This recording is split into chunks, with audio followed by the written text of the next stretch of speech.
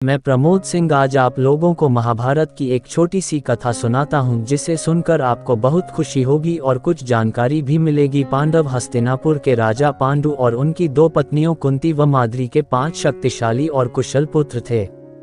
महाभारत में युधिष्ठिर, भीम, अर्जुन, नकुल और सहदेव ये 5 पांडव सबसे अधिक सराहना के पात्र रहे हैं। इनके जन्म की कहानी न सिर्फ दिलचस्प है बल्कि हैरान कर देने वाली भी है।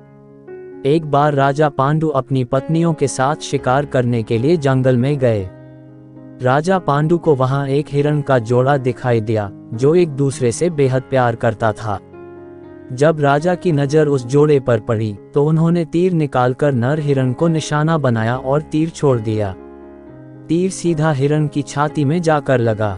वह हिरण कोई और नहीं बल्कि हिरण के वेश में ऋषि किदंबा थे।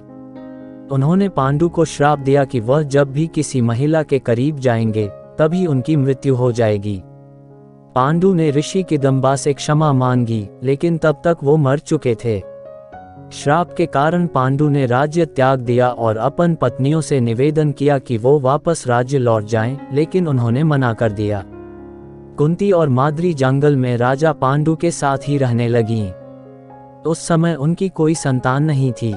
तब कुंती ने अपने पति को बताया कि उन्हें ऋषि दुर्वासा से वरदान मिला था कि वह किसी भी भगवान को बुलाकर उनसे एक शिशु को प्राप्त कर सकती है।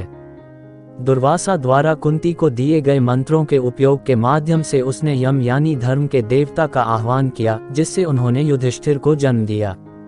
उसने फिर पवन देव से भीम, इंद्र देव से अर्जुन के रूप में एक और पुत्र प्राप्त किया। इस प्रकार उसके 3 पुत्र हो गए, लेकिन माद्री के एक भी पुत्र नहीं था। तब कुंती ने माद्री को भी मंत्र विद्या सिखाए। मंत्रों की मदद से माद्री ने अश्विनी कुमारों को बुलाया, जिन्होंने उसे नकुल और सहदेव पुत्र के रूप में दिए।